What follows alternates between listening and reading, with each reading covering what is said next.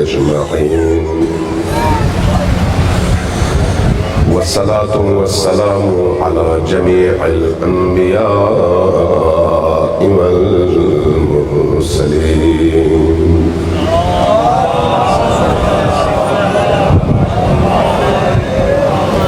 سيما من سمي في الآفاق بأحمد وفي الأرض بأبي القاسم محمد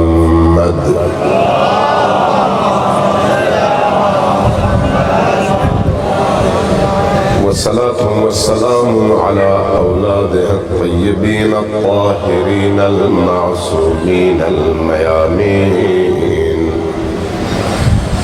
واللعنة الدائمة على أعدائهم أجمعين من يوم عداوتهم إلى قيام يوم الدين أما بعد فقد قال رسول الله صلى الله عليه وآله وسلم إن للحسين حرارة في قلوب المؤمنين لا تبرد أبدا صلوات محمد عليه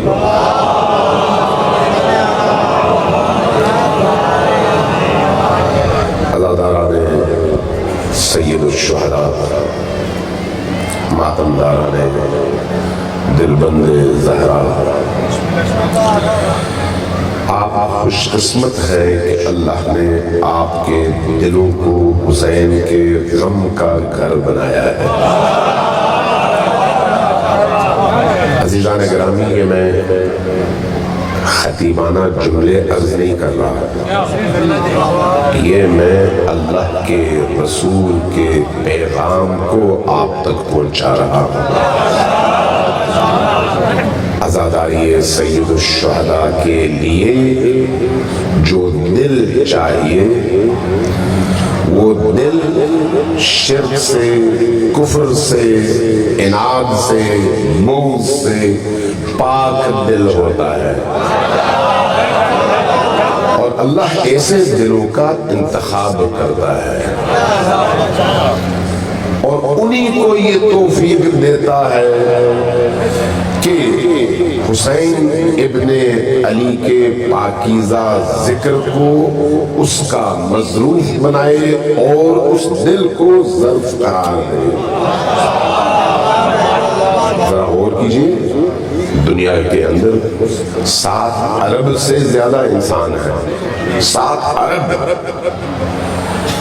سب موحد نہیں ہیں سب موحد نہیں ہیں اللہ نے توفیق نہیں دی اختیار دیا توجہ ہے کیا کہہ رہا ہوں اختیار دیا توفیق نہیں دی اختیار دیا کہ تمہارے ڈسپوزل پہ ہے کہ اللہ کا رستہ اختیار کرو یا غیر اللہ کا رستہ اختیار کرو ان 7 ارب میں سے کوئی 1.5 ارب کے قریب وہ ہیں جنہوں نے اللہ کو مانا جب اللہ کو مانا تو اللہ نے آگے کہا میرے رسول کو بھی مانو رسول کو ماننے والے پھر کم ہو گئے پھر ان کی تعداد مزید کم ہوئی اور جو کم تعداد میں رسول کو ماننے والے نکلے ان سے کہا اب رسول کو مانا ہے تو علی کو بھی مانو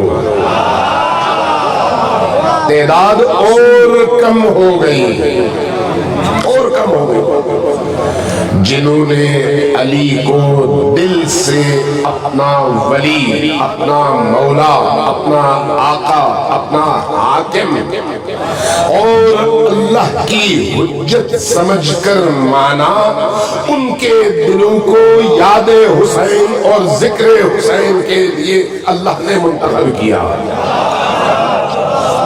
اور پھر ان کو یہ توفیق بخشی وہ بھی سب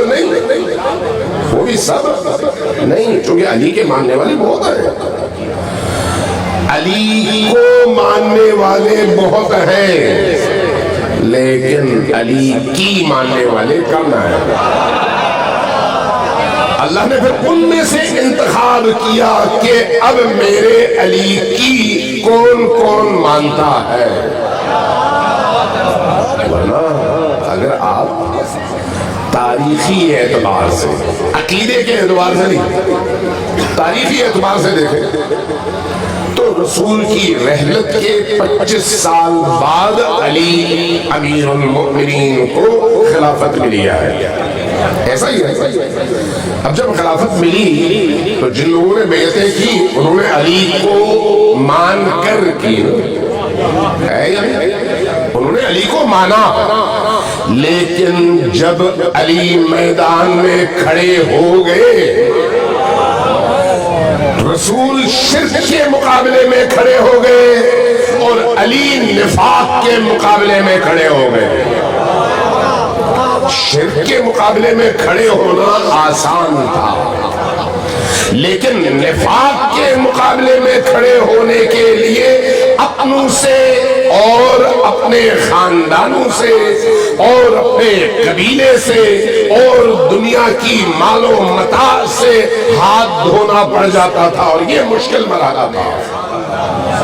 اب آپ دیکھیے علی کی بیعت کر لینے والوں میں سے کتنے لوگ تھے جنہوں نے علی کو تو مانا اور کہا بخن بخن، علی کو تو مانا اور ہاتھ پر آ کر بیعت کی، علی کو تو مانا اور ایک دوسرے پر چڑھ دوڑے علی کی بارگاہ میں بیعت کرنے کے لیے، لیکن جب نفاق کا مقابلہ ہوا، جب نفاق سے مقابلے کا مرحلہ پیش آیا، جب حق کے کلمے کے پیچھے چھپے ہوئے باطل کی طاقت سے مقابلے کا مرحلہ پیش آیا، یہ سب کون تھے؟ یہ علی کو ماننے والے تھے۔ توجہ ہے میں کیا کہہ رہا ہوں؟ آپ کے ذہن کو بڑی گہرائی کے ساتھ اس نقطے تک پہنچانا چاہ رہا ہوں۔ غور کیجئے کہ ہر علی کو ماننے والے کا دعوے دار نہ پاک ہوتا ہے نہ درست ہوتا ہے۔ علی کو ماننے کے لیے کچھ شرائط ہے، شرائط ہے، اس کے تقاضے ہیں۔ ان شرائط اور تقاضوں پر عمل کر کے میدان میں کھڑے ہونا یہ سب سے بڑے امتحان کا مرحلہ ہے۔ لہذا بہت بڑی تعداد ہے جنہوں نے علی کو مانا لیکن جمل میں علی کے مقابلے میں آ گئے، صفین میں علی کے مقابلے میں آ گئے، نہروان میں علی کے مقابلے میں آ گئے۔ کیا یہ خدا نہ خواستہ قرآن کے منکر تھے؟ نہیں۔ اللہ کے منکر تھے؟ نہیں۔ رسول اللہ کے منکر تھے؟ نہیں۔ اللہ کو بھی مانتے تھے، رسول کو بھی مانتے تھے، قرآن کو بھی مانتے تھے، اور علی کو بھی ایک مرحلے میں تسلیم کر چکے تھے کہ علی ہمارے خلیفہ ہیں۔ لیکن جب علی نے رستہ بتایا کہ یہ رستہ خدا تک پہنچاتا ہے، اور اس رستے پر چلنے کے نتیجے میں جب آخرت بچتی ہوئی لیکن دنیا بگڑتی ہوئی محسوس ہوئی، تو آخرت کو بچانے کی بجائے دنیا کو بچانے کے لیے جن لوگوں نے میدان میں قدم رکھا وہ علی کے سامنے کھڑے ہو گئے، علی کے سامنے کھڑے ہو گئے۔ اب جب اس حوالے سے آپ غور کرتے ہیں تو آج کا دور بھی مختلف نہیں ہے، اس لیے یہ یاد رکھیے کہ آج کے دور میں میرے مسعود جعفری صاحب نے مجھے خود موضوع دے دیا، ورنہ میں سوچ کر کچھ اور آیا تھا کہ میں عزاداری کے حوالے سے، عزا کے حوالے سے، مقام عزا کے حوالے سے اور عزادار کے حوالے سے کچھ گفتگو کروں آپ کی خدمت میں۔ سلوات بھیجیے محمد و آل محمد۔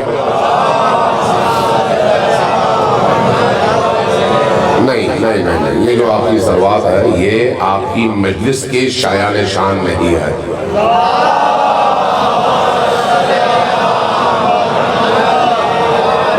جہاں جہاں میں دیکھتا ہوں نا لوگ ذرا سلوات بھیجنے میں سست ہیں، تو وہاں پر میں ایک روایت ایک حدیث سناتا ہوں. حاضر ہیں؟ سننے کو تیار ہے؟ میں حدیث سناؤں آپ کو، ذرا توجہ سے سننے کو تیار ہے؟ نبی کریم صلی اللہ علیہ وآلہ وسلم معراج پر تشریف لے گئے. جب معراج پر تشریف لے گئے، جنت دکھائی گئی، جہنم دکھائی گئی، اہل جنت دکھائے گئے، اہل جہنم دکھائے گئے. میں اسی والے سے ایک روایت بھی نقل کروں گا آپ سے، ایک اور روایت ہے جو اس مفہوم کو آپ تک پہنچائے کہ رسول کے ساتھ، علی کے ساتھ، حسین کے ساتھ کھڑے ہونا کس چیز کو کہتے ہیں. نبی تشریف لے گئے اور ایک مقام پر پہنچے، دیکھا ایک ایسا فرشتہ ہے سامنے جو باقی تمام فرشتوں سے بالکل مختلف ہے. فرمایا کہ یہ فرشتہ اللہ نے کیوں خلق کیا؟ فرشتہ گویا ہوا کہا کہ یا رسول اللہ مجھے اللہ نے 2 فریضے دے کر خلق کیا ہے. وہ فرشتہ باقیوں سے مختلف کیوں تھا؟ باقی فرشتوں کے 2 پر ہوتے تھے، اڑتے تھے، مختلف جگہوں میں جاتے تھے. اس فرشتے کو اللہ تبارک و تعالیٰ نے دونوں جانب بدن کے دونوں اطراف میں 10,000 بازو عطا کیے تھے، اور ہر بازو کے آگے 10,000 ہاتھ تھے. ہر ہاتھ کے آگے 10,000 انگلیاں تھیں. یہ روایت جو ہے مصدقہ ترین اور معتبر ترین روایات میں سے اور کئی حوالوں سے نقل ہوئی ہے. اس لیے میں بڑے اطمینان کے ساتھ عرض کرتا ہوں جہاں پر بھی عرض کرتا ہوں، تاکہ لوگوں کو پتہ چلے کہ محمد و آل محمد کا مقام کیا ہے. عرض کیا فرشتے نے کہ یا رسول اللہ مجھے اللہ تبارک و تعالیٰ نے یہ اوزار، یہ ہاتھ، یہ آگے بازو، یہ ہاتھ، یہ انگلیاں اس لیے عطا کی ہے کہ میں 2 کام کروں. وہ 2 کام کیا ہے؟ ایک کام یہ ہے کہ آسمان سے زمین پر گرنے والے بارش کے قطروں کا میں حساب رکھوں. جتنے بھی بارش کے قطرے گرے ہیں، فرمایا کیا تم نے حساب رکھا؟ عرض کیا یا رسول اللہ زمین کی خلقت سے لے کر آج تک تمام بارش کے قطروں کا حساب میرے پاس موجود ہے. صحراؤں میں کتنے گرے، شہروں میں کتنے گرے، سمندروں میں کتنے گرے، آبادیوں میں کتنے گرے، پہاڑوں پہ کتنے قطرے گرے، سب کا حساب میرے پاس موجود ہے. اور انہی اوزار سے میں گنتا ہوں. کہا دوسرا فریضہ کیا ہے؟ عرض کیا یا رسول اللہ میرا دوسرا فریضہ، دوسری ذمہ داری یہ ہے کہ میں جس محفل میں، جس مجلس میں آپ کی ذات پر اور آپ کی آل کی ذوات مقدسہ پر لوگ بیٹھ کر، اہل ایمان بیٹھ کر درود بھیجے، صلوات پڑھے، تو اس درود اور صلوات کا ثواب گنوں. کافر کہا یا رسول اللہ میں جس کے پاس خلقت کی ابتدا سے لے کر آج تک تمام آسمان سے گرنے والے بارش کے قطروں کا حساب ہے، لیکن آپ پر درود بھیجنے والی ایک محفل کا ثواب بھی آج تک میں گن نہیں سکا. ایک محفل کا ثواب. اس لیے یہ جو آپ مجلس حسین میں آتے ہیں، یہ مجلس کوئی معمولی مجلس نہیں ہے. یہاں پر آپ کا بیٹھنا عبادت ہے، یہاں پر آپ کا سانسیں لینا عبادت ہے. کہ میں اپنی طرف سے نہیں کہہ رہا، اپنی طرف سے نہیں کہہ رہا. امام صادق علیہ السلام نے فرمایا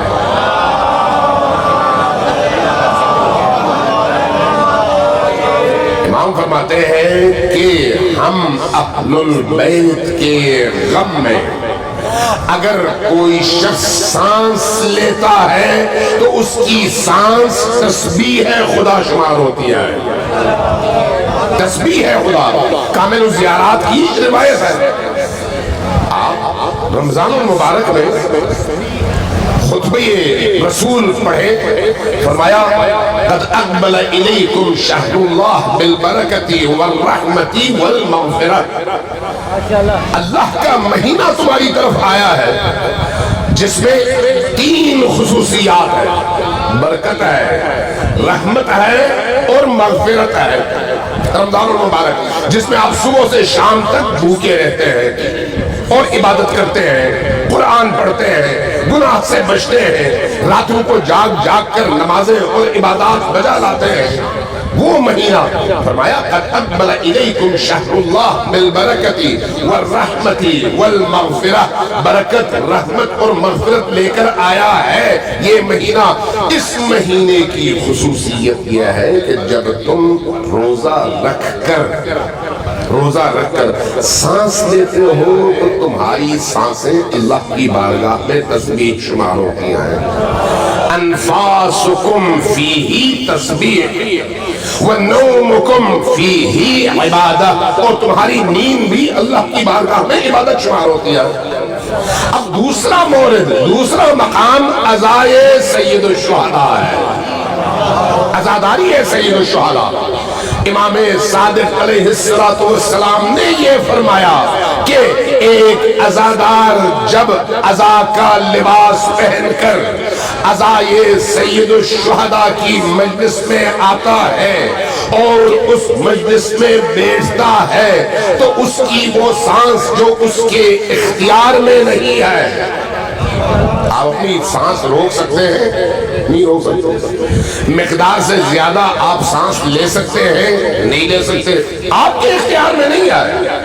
لیکن جو عمل آپ کے اختیار میں نہیں ہے اسی عمل کو اللہ نے آپ کے لیے تسبیح قرار دیا۔ گویا جب آپ ایک سانس لیتے ہیں تو آپ کہہ رہے ہوتے ہیں الحمدللہ رب العالمین، جب آپ ایک سانس لے رہے ہوتے ہیں تو آپ کہہ رہے ہوتے ہیں لا الہ الا اللہ، جب آپ ایک سانس لے رہے ہوتے ہیں تو آپ کہہ رہے ہوتے ہیں سبحان اللہ۔ یہ تسبیح ہے، گویا آپ کا سانس لینا بھی اور آپ کا سانس نکالنا بھی اگر عزائے حسین اور عزائے سید الشہداء میں ہے تو پھر یہ تسبیح بھی ہے۔ وَهَمُّهُ لَنَا عِبَادَةٌ، جب ہمارا عزادار ہماری مجلس میں بیٹھ کر ایک آہ بھرتا ہے تو اس کی وہ آہ اللہ کی بارگاہ میں عبادت شمار ہوتی ہے۔ صلوات بھیجیے محمد وآل محمد۔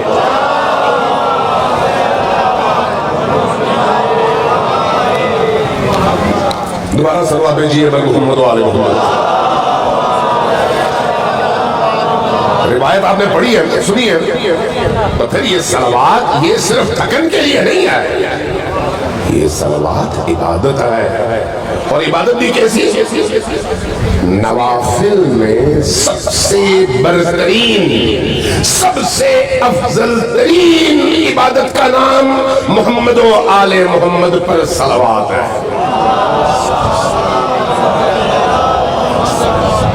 ایک دفعہ پھر صلوات بھیجیے محمد و آل محمد۔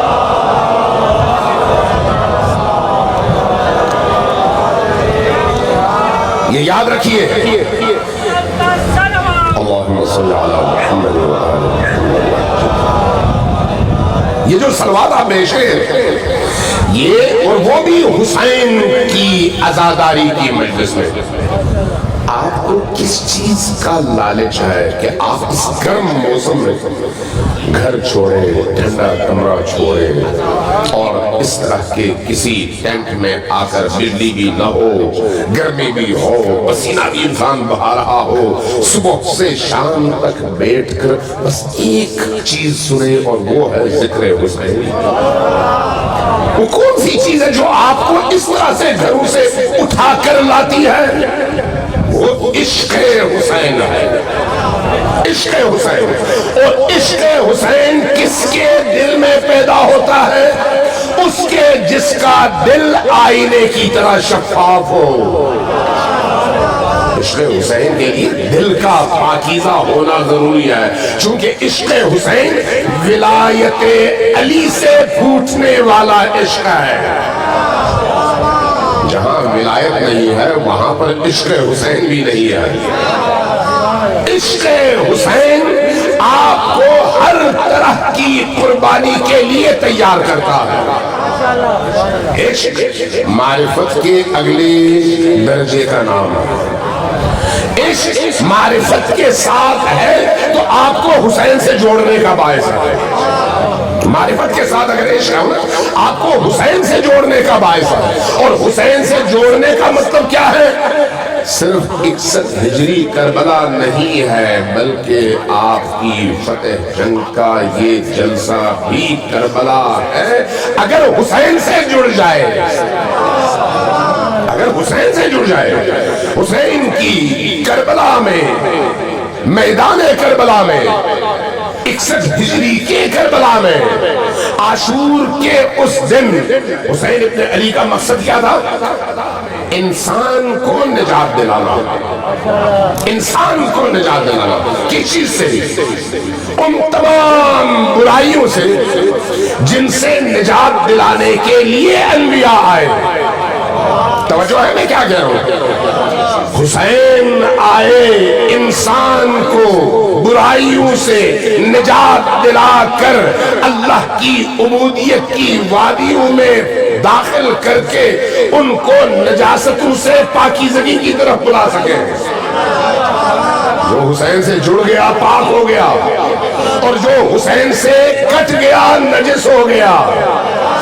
حسین لوگوں کو پاک کرنے کے لیے اٹھے. حسین بدن کو نہیں روحوں کو پاک کرنے کے لیے اٹھے.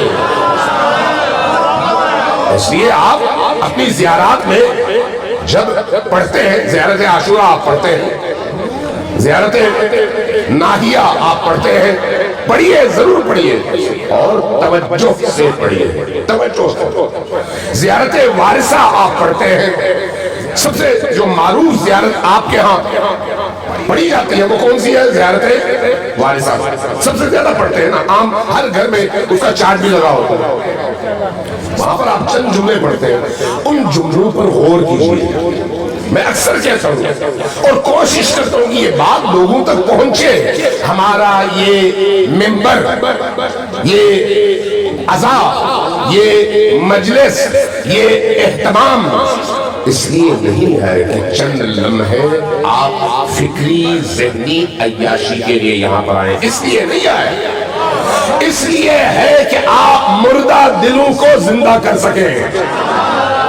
اس لیے ہے کہ سوچوں میں حیات کی رمق پیدا کر سکیں.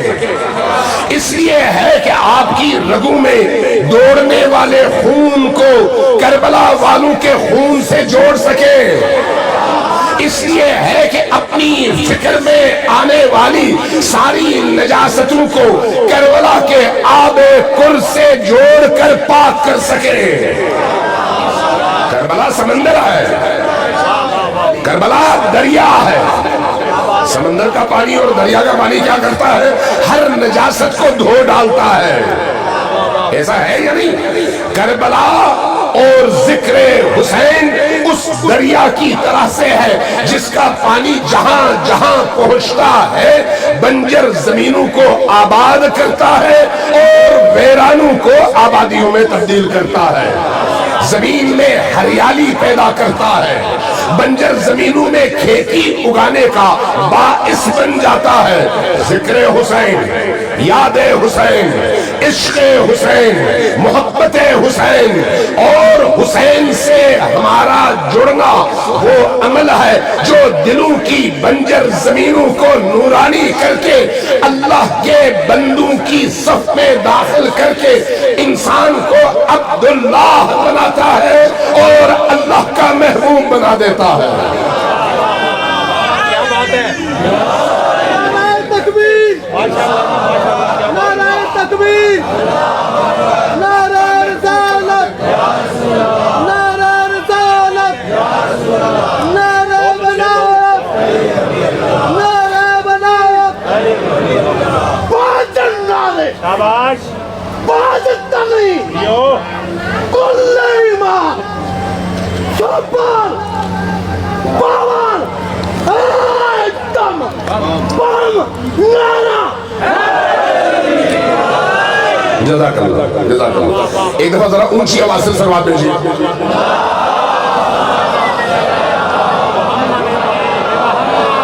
ایک دفعہ پھر ذرا اونچی آواز سے سلوات بھیجیے.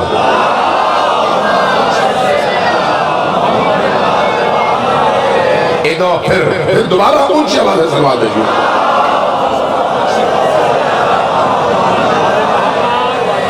یہ جو ذکر حسین ہے یہ انسانوں کو حیات بخشنے کے لیے ہے. زندہ انسان وہ نہیں ہوتا جو کھانا کھائے پیے بچے پیدا کرے سوئے اٹھے اور آخر کار جا کر مر جائے. یہ حیوان بھی کرتا ہے, یہ جانور بھی کرتا ہے. بلی اور انسان میں فرق ہے, کتے اور انسان میں فرق ہے, خنزیر اور انسان میں فرق ہے, گدے گھوڑے اور انسان میں فرق ہے. کھانا پینا بچے پیدا کرنا سونا اٹھنا دوبارہ وہی عمل اگلے دن پھر سے شروع کرنا یہ زندگی کی علامت نہیں ہے. زندگی کی علامت یہ ہے کہ آپ انسانی معاشرے میں کھڑے ہو کر اس مقام پر جہاں انبیاء کھڑے ہوئے, اس مقام پر جہاں اولیاء کھڑے ہوئے, اس مقام پر جہاں پر جانشینان اور خلفائے انبیاء کھڑے ہوئے کھڑے ہو جائیں اور وہی نعرہ آپ کی زبان پہ ہو جو کربلا میں حسین کی زبان پر تھا. یہ حیات کی علامت ہے, یہ زندگی کی علامت ہے. اس لیے اگر زندہ رہنا ہے تو پھر حیوانی اور انسانی زندگی میں جو فرق ہے اس فرق کو ملحوظ خاطر رکھنا پڑے گا. اور انسانی زندگی جہالت کی زندگی نہیں ہو سکتی, انسانی زندگی نادانی کی زندگی نہیں ہو سکتی. اگر انسانی زندگی میں نادانی آ جائے اور جہالت آ جائے تو پھر انسان قرآن سر پر رکھ کر اور لا الہ الا اللہ محمد الرسول اللہ زبان پر لا کر نبی اور نبی کے جانشینوں کے مقابلے میں تلوار لے کر کھڑا ہو جاتا ہے. کب؟ جب عقل نہ ہو, جب جہالت ہو, جب علم نہ ہو. اس لیے تمام انبیاء کی جنگ جہالت کے خلاف تھی, تمام انبیاء کی جنگ. آج بھی کربلا کی جنگ جہالت کے خلاف ہے, جہالت کے خلاف ہے, کم عقلی کے خلاف ہے, عدم تدبر اور غور و فکر سے محروم اذہان اور معاشروں کے خلاف ہے. کربلا کی جنگ فرقوں کی نہیں ہے, کربلا کی جنگ مسالک کی نہیں ہے.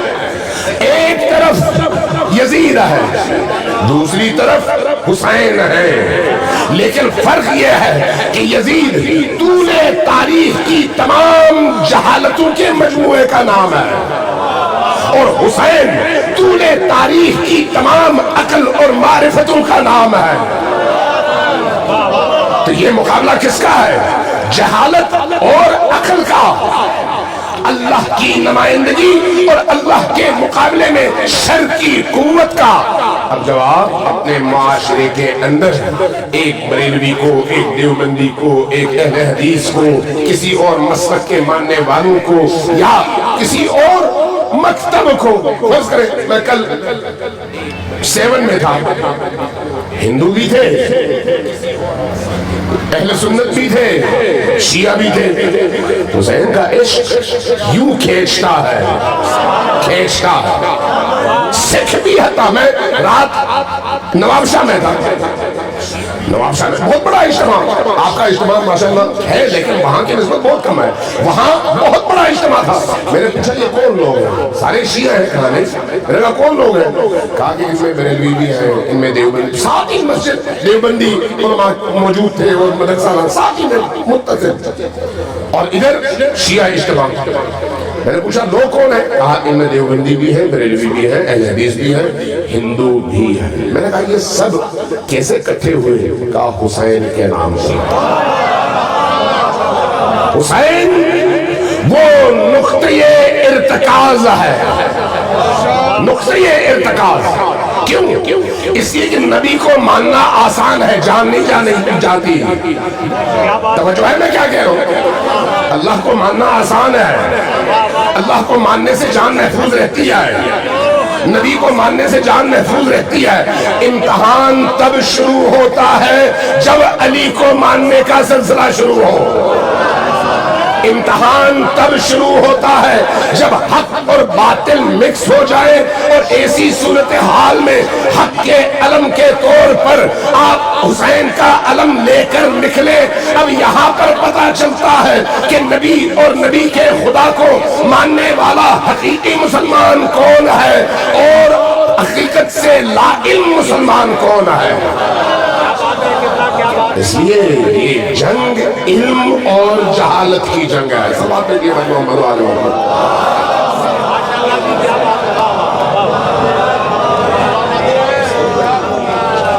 عزیزان گرامی، اس لیے ہماری مجالس کو عالمانہ مجلس ہونی چاہیے. ہماری مجالس میں معرفت اہل البیت کو عام ہونا چاہیے. یہ جو ممبر ہے یہ پیسہ کمانے کا ذریعہ نہیں ہے. توجہ ہے میری بات کی طرف؟ عزیزو غور سے سنو. بعضوں سے جب پوچھا جاتا ہے کہ اتنے پیسے خرچ ہوتے ہیں، میں بانیوں کی بات ابھی نہیں کر رہا، میں اس ممبر کی بات کر رہا ہوں. یہ ممبر خون دل پلا کر زندہ رکھا گیا ہے. یہ ممبر حق گوئی کی علامت کا نام ہے. یہ ممبر حسین کی قربانیوں کو زندہ کرنے کا نام ہے اور اس کا مقام ہے. یہ ممبر جہالت سے مقابلے کا نقطۂ آغاز ہے. یہ ممبر انسانوں کو حسین سے جوڑ کر دنیا کی خواہشات سے ان کو آزادی دلا کر حسین کے کربلا میں صف حسین میں کھڑا کر کے گردن کٹانے کا، ان کے اندر عشق پیدا کرنے کا مقام ہے. کمانے کا مقام نہیں ہے. اس لیے عزاداری سید الشہداء بھی اس مقام تک پہنچانے کا پلیٹ فارم ہے. عزاداری سید الشہداء تربیت گاہ ہے، تفریح گاہ نہیں، تربیت گاہ. اور تربیت گاہ میں کیا ہوتا ہے؟ آپ ادھر سے اندر داخل ہوتے ہیں، جیسے آپ کسی دریا میں جب داخل ہو اور جب آپ داخل ہوتے ہیں اور نکلتے ہیں تو آپ کے اندر فرق کیا پیدا ہوتا ہے؟ آتے ہیں تو آپ میں بدبو ہوتی ہے، آتے ہیں تو آپ کے جسم پہ میل ہوتا ہے، آتے ہیں تو آپ میں تھکن ہوتی ہے، آپ آتے ہیں تو آپ ڈسٹرب ہوتے ہیں. لیکن جب اس زلال پاکیزہ شفاف پانی میں داخل ہو کر ڈبکیاں لگاتے ہیں تو آپ کی یہ ساری گندگی اتر جاتی ہے اور آپ پاک صاف ہو کر پانی سے باہر نکلتے ہیں. حسین ابن علی کی مجلس انسانوں کو پاک کرنے کا ذریعہ ہے. اور یہ جو پاک کرنے کا ذریعہ ہے یہ پیسے کی طلب اور دنیا کی طلب کے ذریعے سے ممکن نہیں ہے، شہرت کی طلب کے ذریعے سے ممکن نہیں ہے، لوگوں سے عزت و احترام پانے کے لیے اور لوگوں سے ہاتھ چموانے کے لیے نہیں ہے. یہ لوگوں کو عزت دینے کے لیے ہے، لوگوں کو شعور دینے کے لیے ہے، لوگوں کو مرتبہ اور ان کا مقام سمجھانے کے لیے ہے، لوگوں کو حسین کے اس اعلیٰ ترین مقام سے آشنا کر کے ان کو رستہ بتا کر اس رستے پر گامزن کرنے کے لیے ہے. صلوات بھیجیے بر محمد و آل محمد.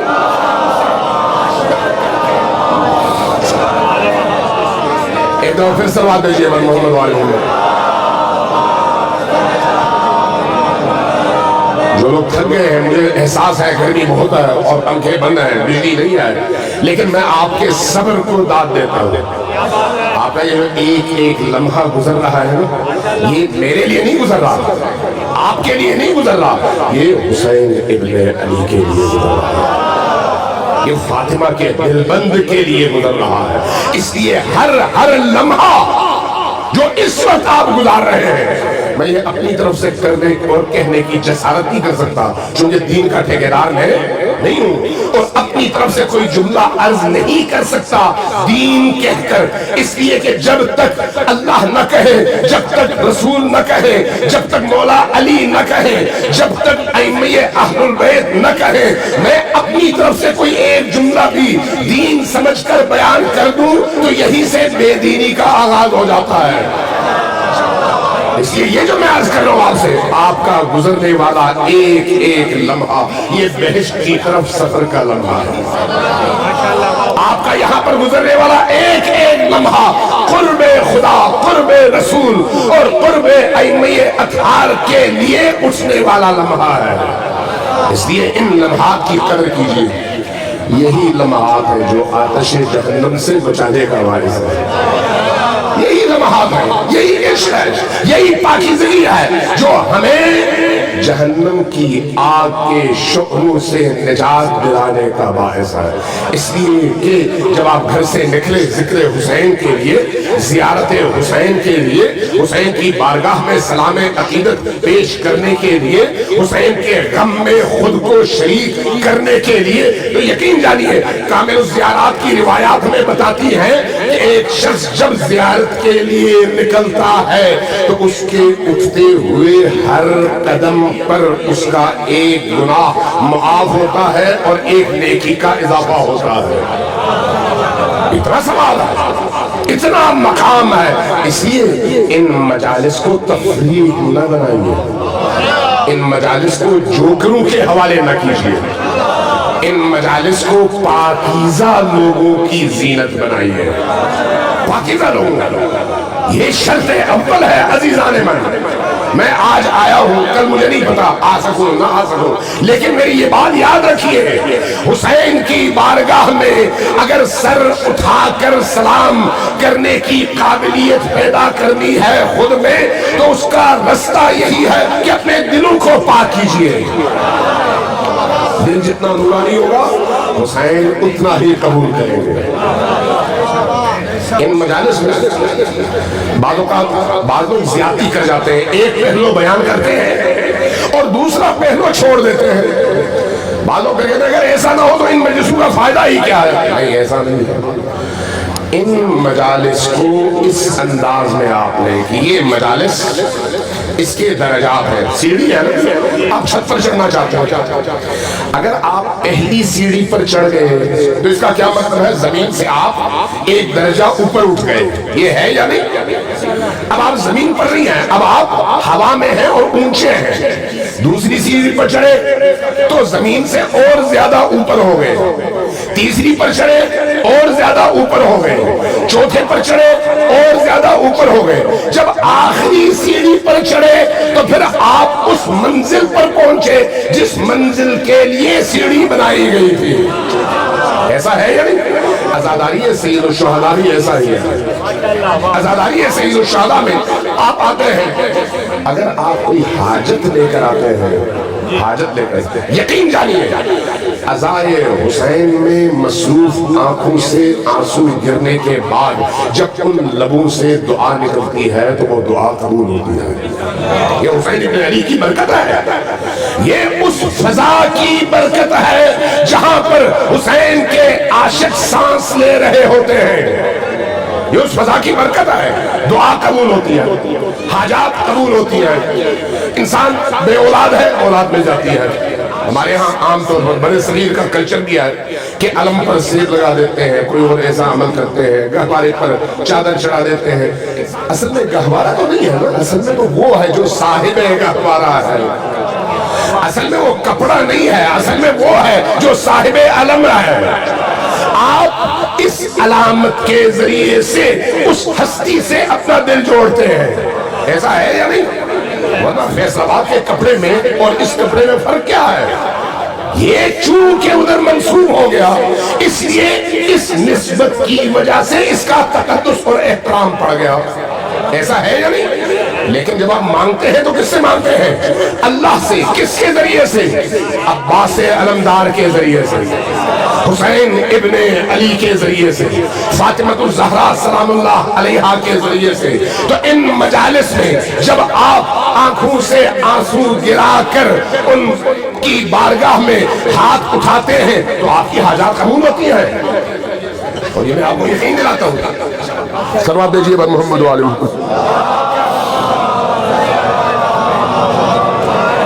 लगता है थक गए हैं, आपकी सलवात बता रही है।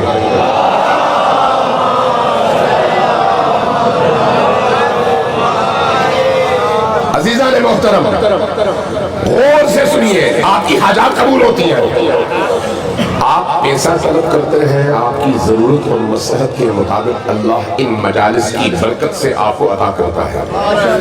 बे औलाद को औलाद अता करता है, मरीज को शफा अता करता है। सब चीजें इन मजालिस के तुफैल अता होती हैं, इसलिए कि ये मजालिस दरवाज़े रहमते हुसैनी का नाम है। रहमते हुसैन के आपका दरवाजा। और मैंने ये रिवायात में पढ़ा है, बुजुर्गों से सुना है, अहले दिल, अहले इरफान, उन हस्तियों से, औलियाउल्लाह से मैंने ये सुना है कि इन मजालिस में आप मामूली न लें, इसलिए कि हुसैन की रहमत बाकी तमाम दरवाजों से बड़ी है, जिसकी मग़फ़िरत कहीं और न हो, इस दरवाजे पर जरूर हो जाती है, जरूर हो जाती है। अब सवाल यह है कि क्या ये आप यहां तक आपने समझ लिया और सुन लिया, क्या इमाम हुसैन अलैहिस्सलाम की कुर्बानी का मकसद ये था कि हमारी ये दुआएं कबूल हो? सवाल यह है, ये आपको ज़िम्नी तौर पर फायदा है, ज़िम्नी तौर पर फायदा। असल हदफ ये नहीं है कि आपकी हाजात कबूल हो। असल हदफ ये है कि आपको हैवानी जिंदगी की उस इंतहाई निचले हिस्से से उठाकर हुसैनी जिंदगी की उस मेराज तक पहुंचा सके कि आप हुसैनी बन सके। असल हदफ ये है।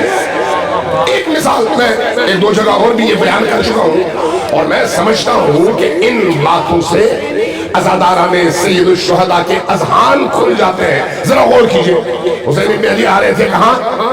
इराक की तरफ। रास्ते में किसी एक जगह एक बहुत बड़े बाग के सामने से गुजरे, पूछा कौन? पता चला फलान सहाबी है और उनका ये बहुत अजीम बाग। रुक गए, इजाजत चाहिए, हम आते हैं यहाँ पर तुम्हारे पास, तुमसे गुफ्तगू करनी है।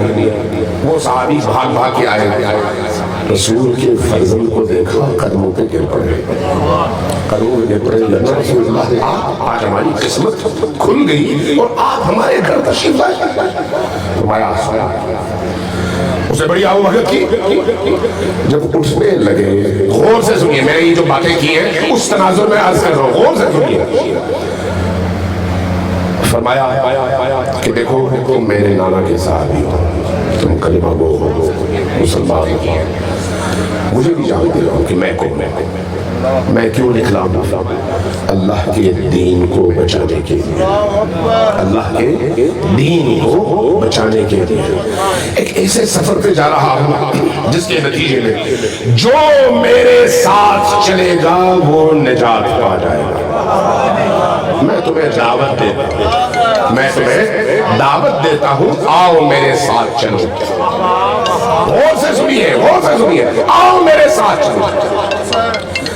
उस सहाबी ने जैसे ही ये बातें सुनी, सर झुकाया और अर्ज किया कि मेरी जान आप पर कुर्बान हो, मेरा सब कुछ आप पर कुर्बान हो। आप बहुत मुकद्दस मिशन लेकर निकल रहे हैं, मैं जरूर आपके साथ आता, लेकिन एक मुश्किल है। वो क्या है? वो ये है कि अभी मेरा ये बाग तैयार हुआ है, इसकी फसल तैयार हो चुकी है, इसके पौधे जो खजूर के दरख्त थे उन पे फल लग चुके हैं। अगर अभी मैंने छोड़ा और चल पड़ा तो ये सारी मेहनत जाया हो जाएगी। कहा यूं कीजिए, मैं अपनी तलवार आपको देता हूँ, अपना घोड़ा आपको देता हूँ, आप मेरा घोड़ा और तलवार लेकर जाइए, मेरी तरफ से इस हिस्सेदारी को कबूल फरमाइए। हुसैन इब्न अली ने क्या किया? कहा कि नहीं जनाब, तलवार तुम ही को मुबारक हो, घोड़ा भी तुम ही को मुबारक हो। शायद तुम्हें नहीं पता, ना हमें घोड़े की जरूरत है ना हमें तलवार की जरूरत है, ہمیں تو تمہاری بھی ضرورت نہیں ہے. توجہ توجہ توجہ, ہمیں تمہاری بھی ضرورت نہیں ہے. ہم تو یہ چاہ رہے تھے کہ تمہیں اس دلدل سے نکال کر اس معراج تک پہنچائے اور نجات دلائے. ہم تمہاری نجات چاہ رہے تھے. اگر تم نجات نہیں پانا چاہ رہے اور انہی چھوٹے چھوٹے مقاصد میں گم ہو کر اپنی عاقبت تباہ کرنا چاہتے ہو, تمہاری مرضی. باہر نکلے, جیسے باہر نکلے پیچھے سے آواز دی کہ رسول اللہ ایک آرزو, ایک حاجت ہے. فرمایا بولو. عرض کیا اس زمین پر میں نے کنویں کھودے ہیں, پانی نکل آیا ہے, لیکن پانی نمکین ہے, میٹھا نہیں ہے. آپ فرزند رسول ہیں, آپ آئیے ذرا میرے اس کھارے پانی کو میٹھا کر دیجئے. حسین رحمت خدا کے زمین پر مظہر کا نام ہے. زمین پر رحمت خدا کے مظہر کا نام ہے. لوٹے اندر آئے, کہا مجھے لے چلو اس کنویں تک. کنویں تک پہنچے, کہا ڈول سے پانی نکالو. نکالا, اس پانی میں اپنا پاکیزہ لعاب دہن ڈالا اور اس کے بعد کہا یہ واپس کنویں میں انڈیل دیا. کہا کہ اب اس کے بعد جب تک یہ کنواں ہے تمہارا پانی میٹھا ہے, جاؤ استعمال کرو. عزیزان گرامی, ہمارا مقصد اپنے کنویں کا پانی میٹھا کرنا نہیں ہے. کنویں کا پانی میٹھا ہو جائے گا, اگر حسین نہ ملے تو وہ میٹھا پانی کسی کام کا نہیں ہے. ہمارا مقصد حسین تک پہنچنا ہے. اگر حسین تک پہنچ گئے, کنواں کیا ہے, پورا عالم تمہیں مل گیا. حسین تک پہنچنا ہدف ہے.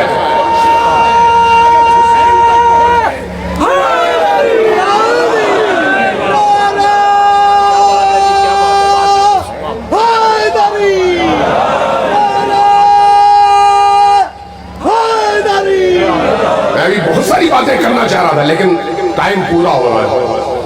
جو لوگ تھکے ہیں وہ ذرا سلوات بھیجیں.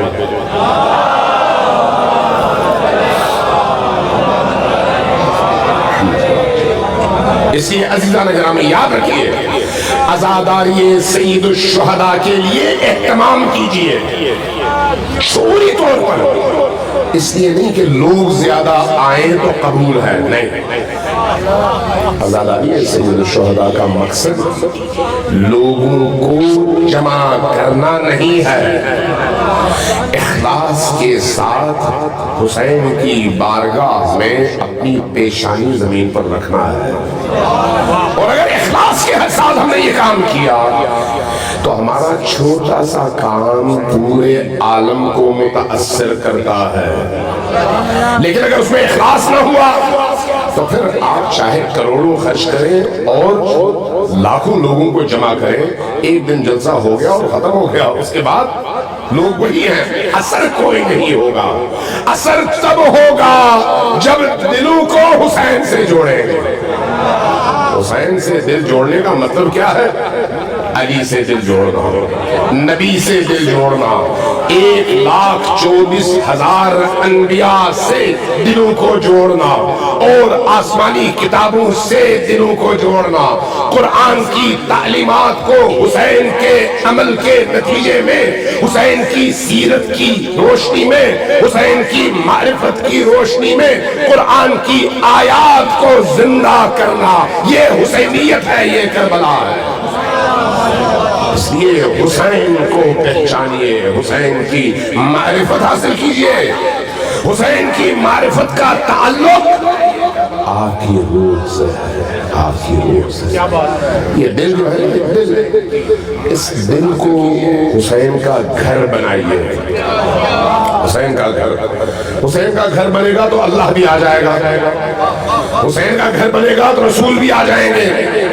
حسین کا گھر بنے گا, علی بھی آ جائیں گے, فاطمہ الزہرا سلام اللہ علیہا بھی آ جائیں گی. لیکن اگر اس دل کو آپ نے حسین کا گھر نہیں بنایا, اگر دنیا کا گھر بنا دیا, خواہشات کا گھر بنا دیا، چھوٹے چھوٹے آرزو اور چھوٹے چھوٹے اہداف کا مرکز بنا دیا، تو پھر یہ کبھی بھی نہیں آ سکتے اس گھر میں، کبھی بھی نہیں آ سکتے۔ آپ ایسے بہت سارے بزرگ جو یہاں پر تشریف فرما ہے، حج پہ گئے ہوں گے اور حج سے واپسی میں آب زمزم لے کے آئے ہوں گے۔ آب زمزم اس زمین میں سب سے زیادہ پاکیزہ اور مقدس پانی ہے۔ آپ پورا کین لے کر آئیں 10 لیٹر کا، اپنے گھر پہنچے، بالٹی میں ڈال لیں۔ اگر اس 10 لیٹر کے آب زمزم کے برتن میں ایک سوئی کی نوک کے برابر نجاست گر جائے تو اس نجاست کے بعد اب آب زمزم آپ کے لیے پینے کے قابل ہے یا نہیں ہے یا نہیں ہے؟ کیوں نہیں ہے؟ اس لیے کہ اس معمولی نجاست کے ذرے نے سب کو متاثر کر دیا۔ یہ دل اللہ کا گھر ہے، یہ دل حسین کا گھر ہے۔ حسین کے گھر میں شیطانوں کو آنے نہ دے، ابلیسوں کو آنے نہ دے، شیطانی خواہشات کو آنے نہ دے۔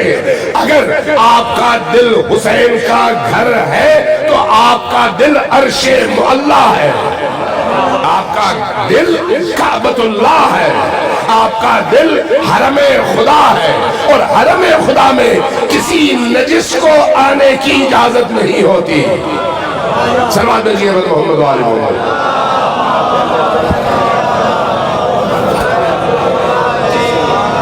یہ ایام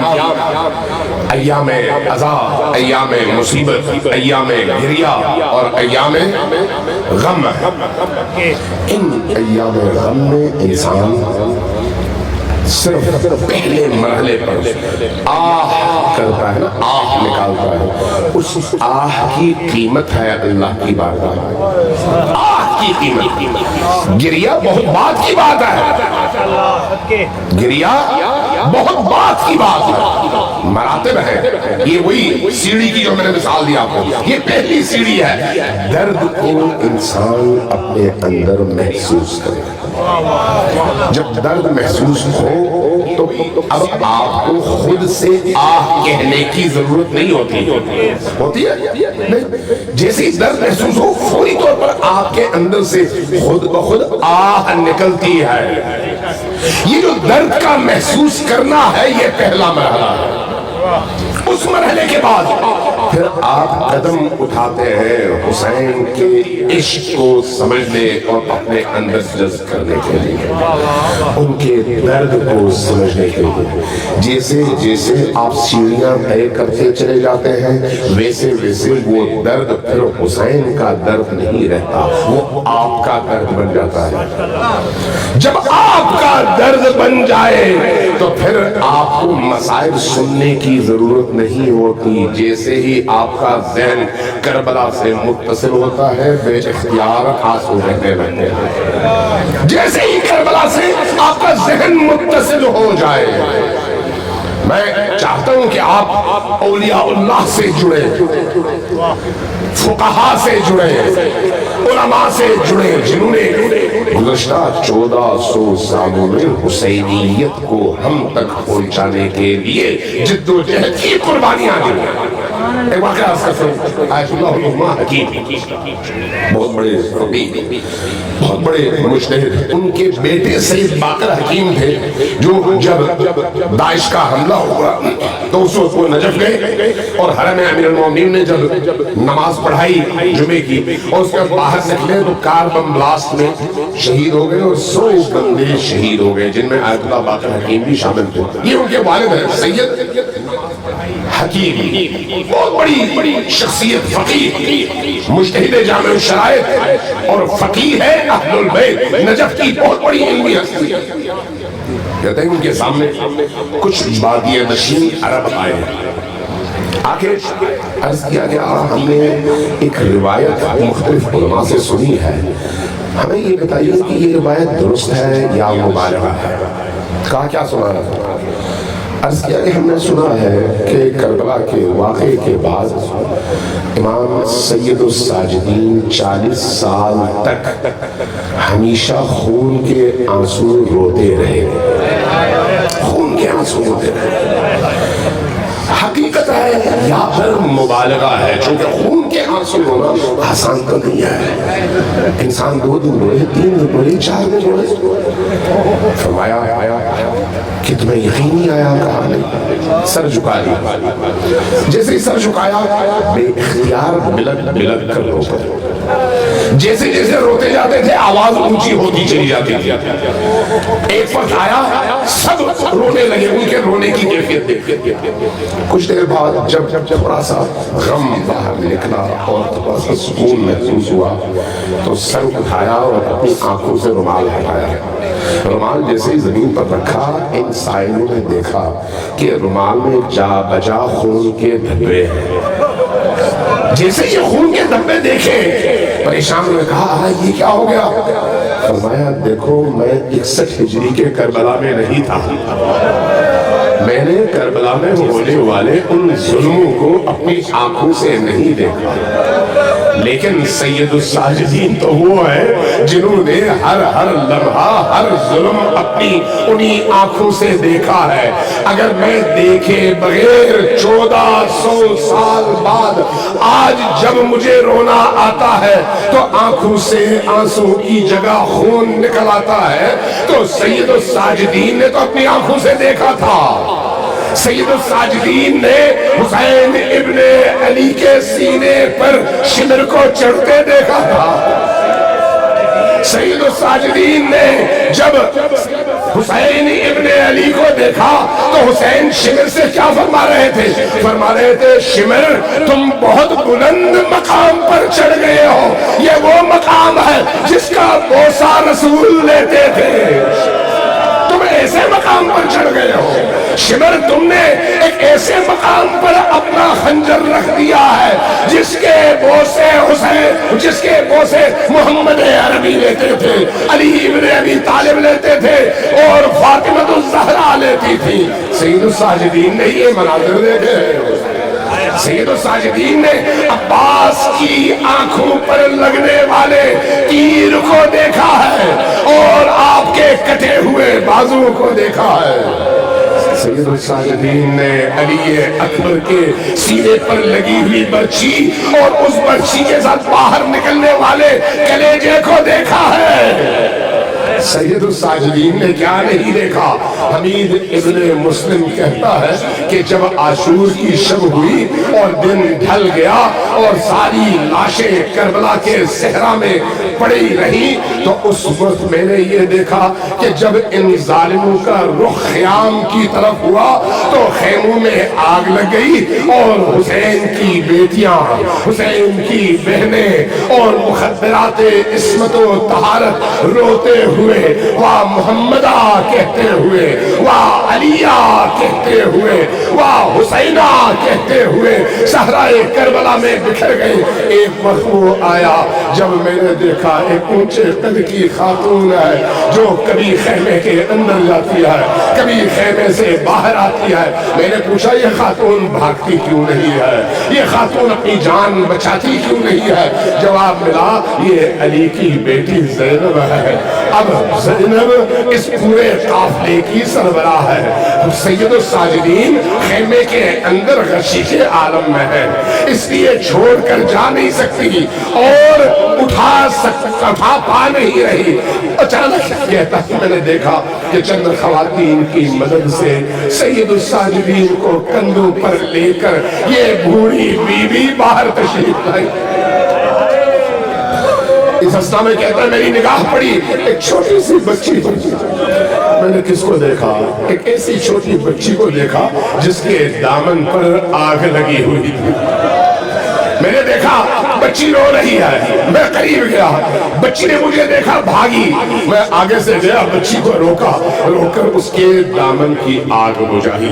जैसे ही मैंने दामन की आग बुझाई इस बच्ची ने मेरी तरफ बड़ी अजीब निगाहों से देखा, गोया मुझसे कह रही हो कि करबला में अब तक सब जलाने वाले और मारने वाले आए हैं, तुम पहले शख्स हो जिसने आग बुझाई है। मैंने पूछा बेटी तुम हो कौन? कहा मुझे नहीं पहचाना, मैं हुसैन के सीने पर सोने वाली सकीना हूँ। मैंने पूछा बेटी ये तुम्हारा चेहरा सुर्ख नहीं सियाह हो चुका है। वजह क्या है? कहा कि इन जालिमों ने इतने तमाचे मारे कि चेहरा सियाह हो चुका है। मैंने पूछा तुम्हारे कान की लो फटी हुई है, क्यों ऐसा है? कहा कि इन्होंने जोर से बालियां उतारी है कि मेरे कान की लो फट गई और खून रिस रहा है। मैंने पूछा बेटा तुम्हारे सर और तुम्हारे कंधे जख्मी हैं, इन जालिमों ने अपने नेज़ों के जरिए से हमारी चादरें खींचने की कोशिश की। कहता है मैंने कहा बीबी तुम बहुत मजलूमा हो, जरा मुझे बताओ मैं तुम्हारी क्या मदद करूं? कहा कि लगता है नेक इंसान हो, जरा मुझे कूफा और नजफ का रास्ता बता दो। मैंने पूछा नजफ का क्यों? कहा कि वहां मेरे जद्दे अमजद अली दफन है, मैं जरा जाऊं अपने जद की बारगाह में, अर्ज करूं जवा जान देखिए आपकी बेटियों के साथ करबला में क्या सलूक किया गया। इन्ना लिल्लाहि व इन्ना इलैहि राजिऊन। वसयक़ूलु الذين ظلموا أيّ القلب ينقلبون। نسألك اللهم